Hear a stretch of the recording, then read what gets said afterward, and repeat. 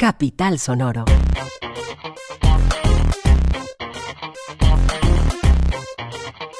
Bienvenidos a De Vital Importancia, un podcast de cultura en el que hablamos de temas serísimos con gente inteligentísima. Es martes y como siempre, hoy hablamos de patrimonio.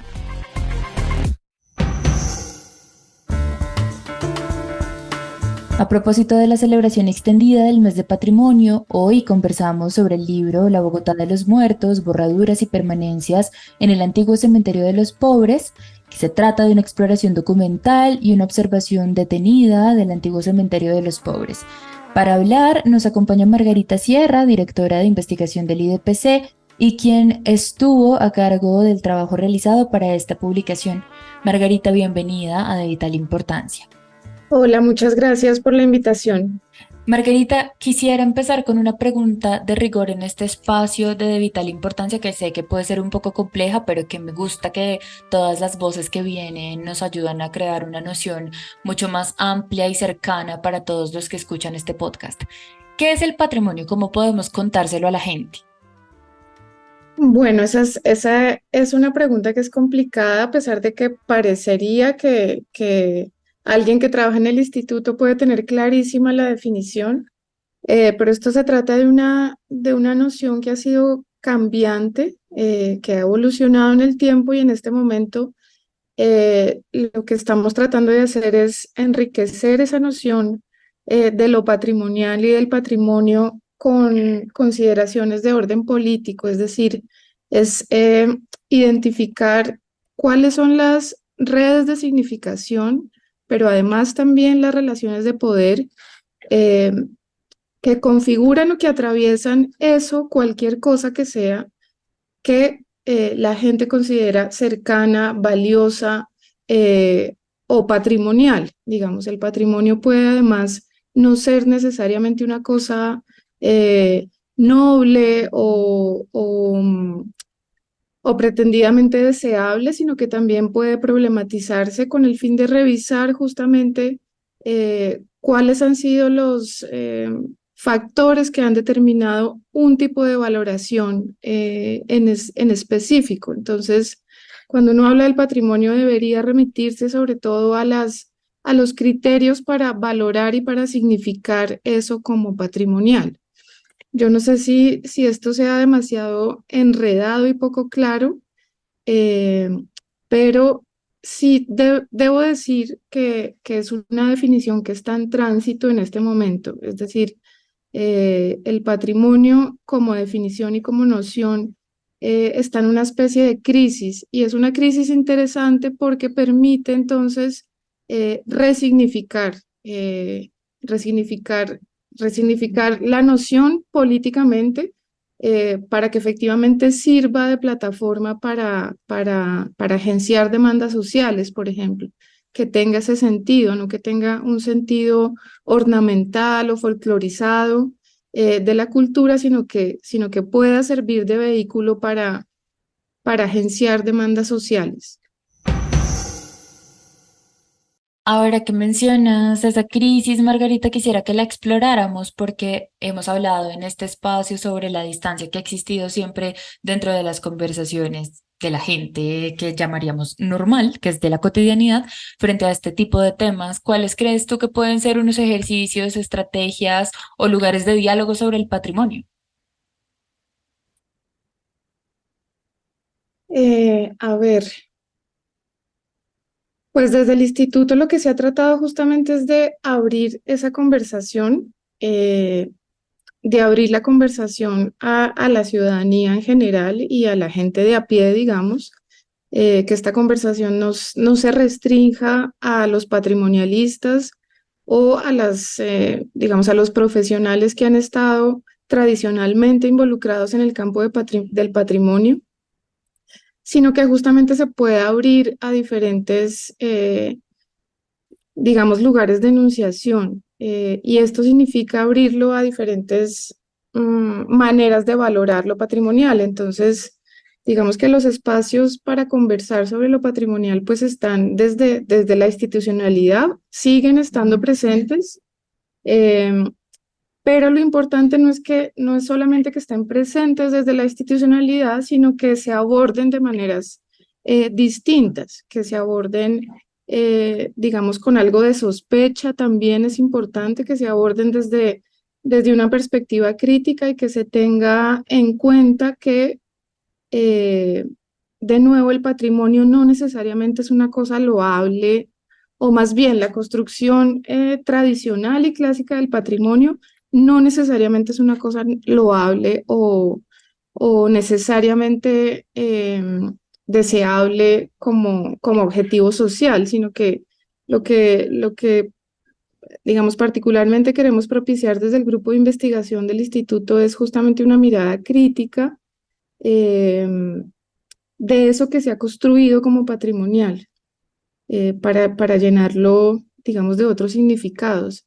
Entonces, la conversación sobre lo patrimonial puede estar, de hecho, en cualquier espectro de la vida cotidiana, eh, porque finalmente estamos eh, en la cotidianidad, estamos relacionándolos con los significados que le atribuimos a las cosas, a cualquier cosa. Entonces ahí está transitando esa noción a veces difusa de lo patrimonial. En la vida cotidiana está todo el tiempo, en las calles que recorremos, con la gente con la que hablamos, a lo que le damos importancia, a los lugares de trabajo.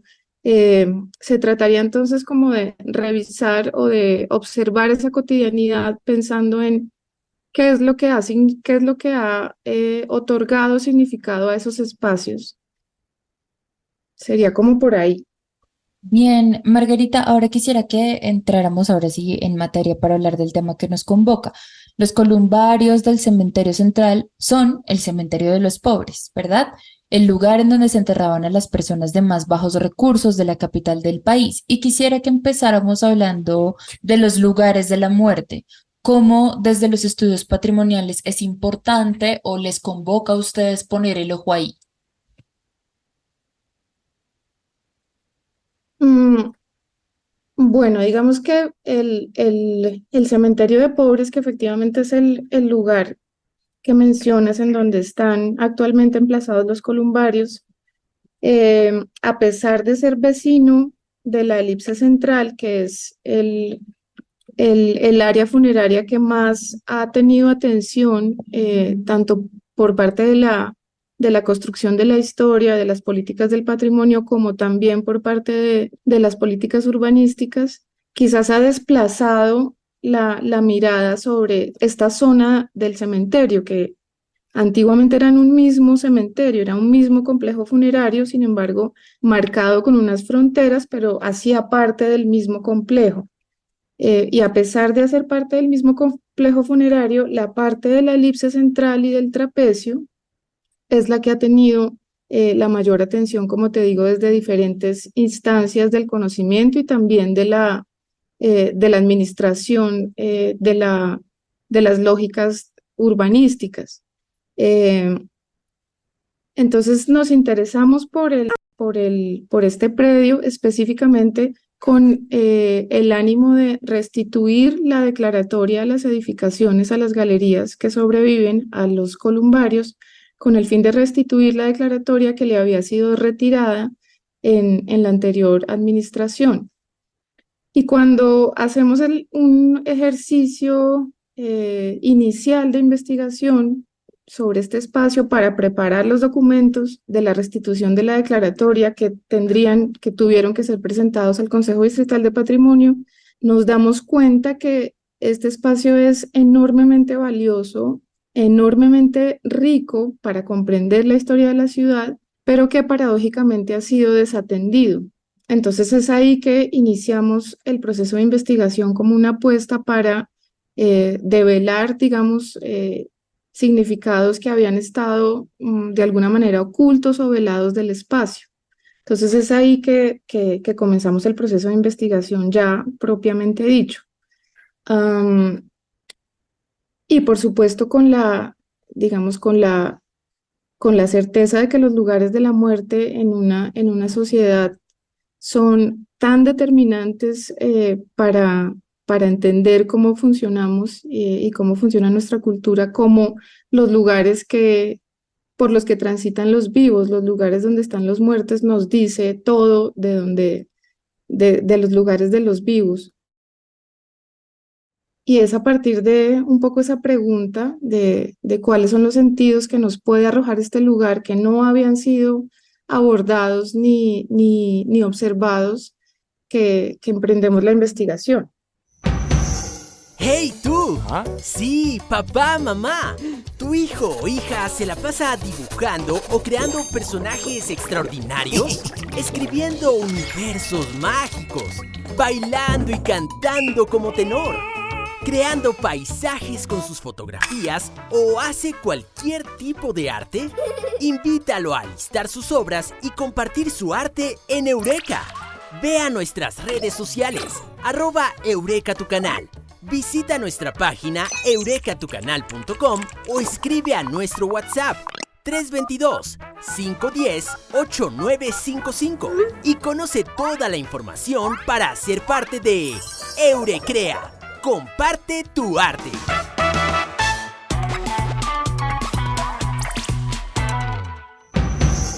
Margarita, me encanta que mencione eso de cómo los lugares de la muerte habla sobre todo del tránsito de los vivos, porque dentro del relato que ustedes crean en uno de los apartados del libro que se llama Memoria y Simulación, hablan justamente de los intentos por borrar las muertes de estas poblaciones, ¿no? De asignarle incluso simbólicamente un color y unos materiales y una forma que nos habla también de cómo esas personas fueron leídas en vida, y quisiera que habláramos de eso, de las lógicas de exclusión que ustedes han podido identificar a lo largo de esta investigación y cómo eso habla también de lo clasista que puede ser una sociedad.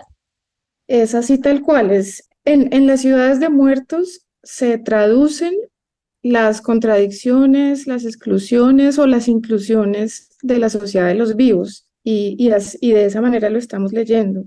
Entonces, la investigación se concentra en observar y en analizar a través del espacio funerario que fue destinado a los pobres o que ha sido destinado a los pobres, las relaciones de poder que han configurado un tratamiento diferenciador de la muerte, como la otra cara de las relaciones de poder y de las relaciones de exclusión que ha generado la sociedad de los vivos. En últimas, digamos, este es una invitación a observar otra vez, lo hemos observado mucho, pero quizás nunca es suficiente, para observar otra vez cómo funcionan las dinámicas de exclusión de la sociedad, cómo funcionan las dinámicas de diferenciación y cómo se configuran las jerarquías, las profundas jerarquías de nuestra sociedad, pero esta vez lo observamos desde el lugar de los muertos.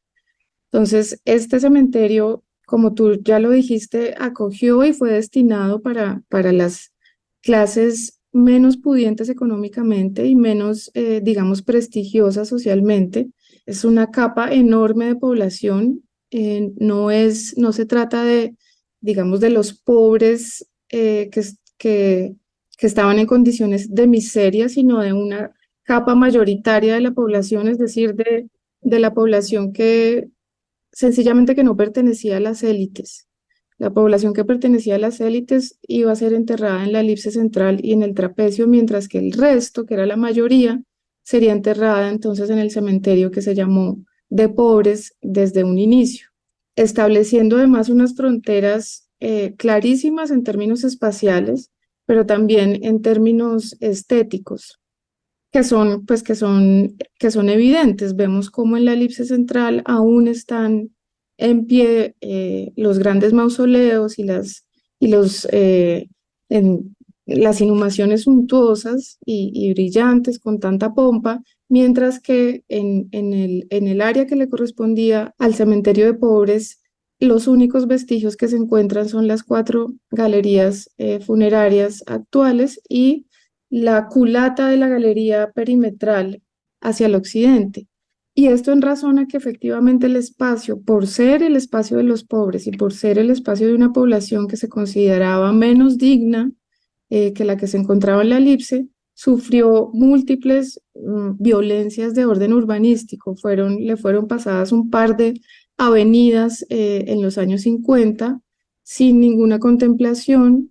Los restos que fueron desenterrados por cuenta del trazo de estas vías no fueron tratados con ningún respeto, sino que sencillamente se quedaron al lado y lado de las vías abiertas y fueron luego tratados como escombros. Posteriormente se construye el Parque del Renacimiento sobre el suelo de los muertos pobres. Luego se construye el Centro de Memoria, Paz y Reconciliación también sobre ese suelo.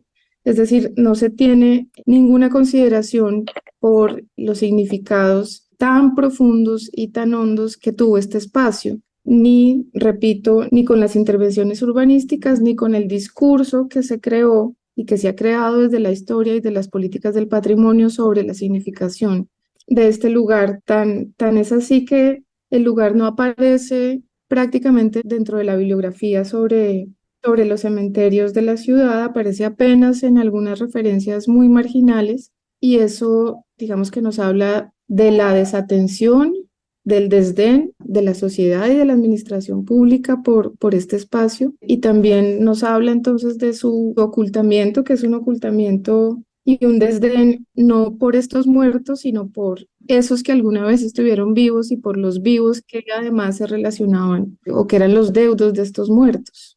Total, Margarita, me impresiona mucho también que es bien claro a lo largo de este texto la forma en la que, como si fuesen capas de tierra, van acumulándose también las capas de violencia, ¿no? Hablamos de marginalidad, pero hablamos también de una violencia simbólica, pero entonces también hay una violencia semántica y me parece entonces muy paradójico los términos en los que hablamos de la muerte, ¿no? Como si nos remitimos a el lenguaje coloquial, todo el tiempo estamos diciendo que la muerte nos iguala, que en el cementerio todos somos iguales, pero no, en el cementerio tampoco somos iguales.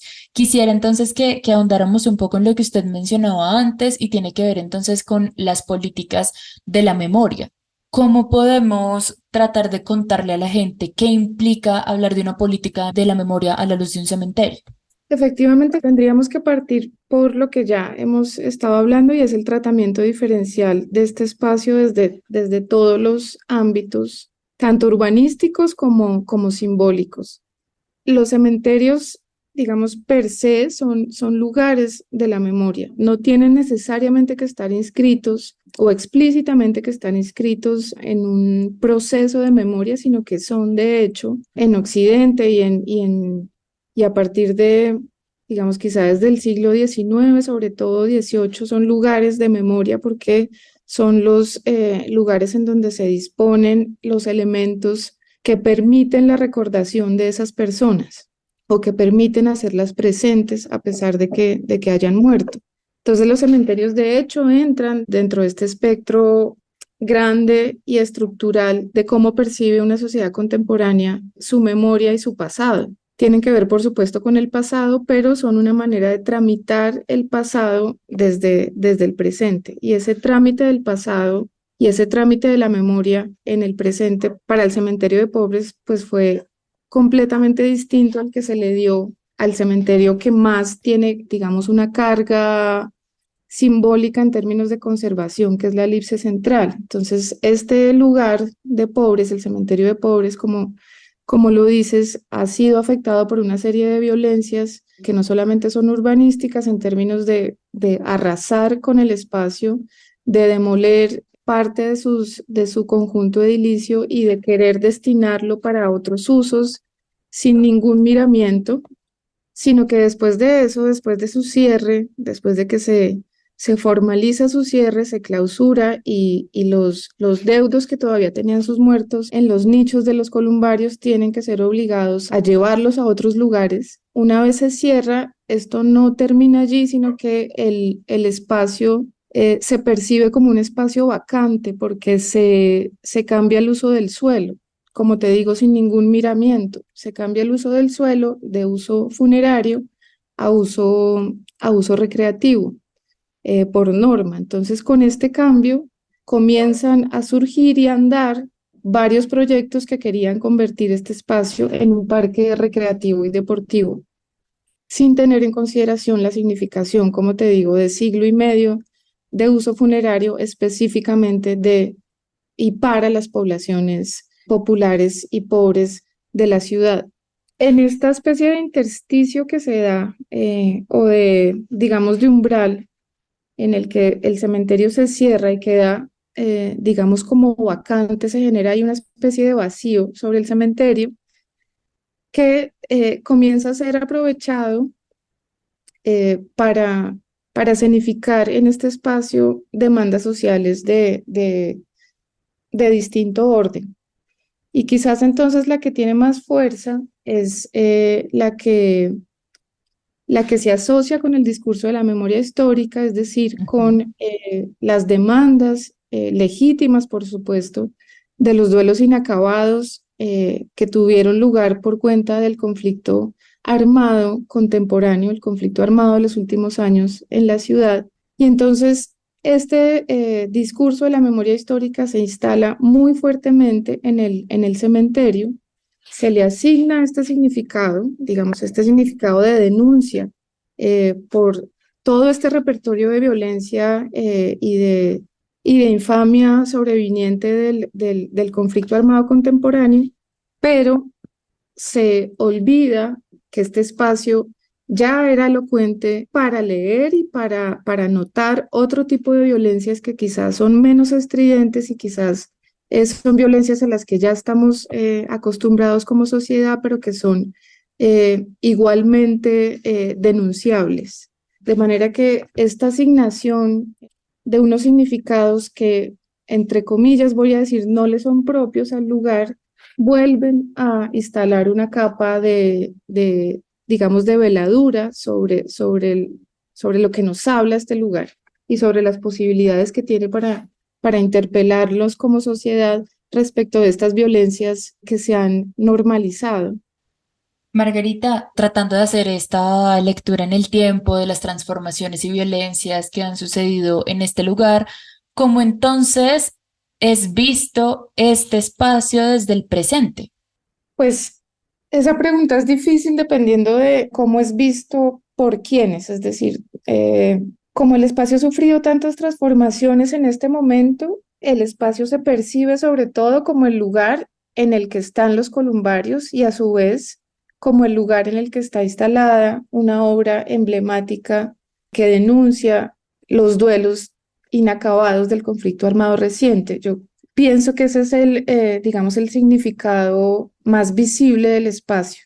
Es el significado que quizás es más general o que se ha generalizado más. Sin embargo, es un significado que necesita de conversaciones. Necesitamos conversar más sobre este espacio, justamente para que no se capturen sus posibilidades semánticas. Entonces, se percibe así digamos, por ciertas capas de la población, se percibe como el lugar en donde están estas edificaciones que a su vez tienen esta obra y que además son contiguas al Centro de Paz, el Centro de Memoria, Paz y Reconciliación. Sin embargo, hay otras poblaciones que asocian este espacio con sus propios duelos, con sus propias reivindicaciones también, poblaciones barriales, por ejemplo, del Santa Fe, y también poblaciones que al asociar este espacio con sus muertos han sentido la imposibilidad de poder entrar en él, porque al espacio se tiene que entrar con permiso. Es decir, el espacio ya no funciona como cementerio, así que tiene un acceso restringido. Entonces es un espacio que tiene vocación pública y que es un espacio público, pero que tiene acceso restringido. Es como si se hubiera, digamos, amputado de la ciudad y de su posibilidad de ser habitado por la gente. De manera que las percepciones pueden ser varias y dependiendo de la relación de la gente específica con este espacio, pero yo diría que en términos muy generales se asocia sobre todo con la presencia de los columbarios y a su vez con la presencia de la obra Auras Anónimas. Bueno, Margarita, muchas gracias por hablar con nosotros en De Vital Importancia. Creo que vale la pena contarle a quienes nos escuchan que pueden seguir conversando y aprendiendo sobre el antiguo cementerio de pobres el próximo miércoles 4 de octubre a las 4:30 de la tarde en la Biblioteca Luis Ángel Arango, donde van a presentar el libro Margarita, junto al resto del equipo que participó en la investigación. Muchas gracias por hablar con nosotros en De Vital Importancia. Muchas gracias a ti por la invitación y por el tiempo. A todos los que nos escuchan, recuerden que De Vital Importancia es uno de los tantos podcasts que hacemos en Capital Sonoro y que sería imposible sin la investigación de Juan Pablo Conto, la edición de Adriana Castellanos y las múltiples tareas de quien les habla, sumado a la dirección de Santiago Rivas. Recuerden que todos los martes nos encontramos en este espacio para hablar de patrimonio o de cine. Gracias a todos por escuchar. Capital Sonoro.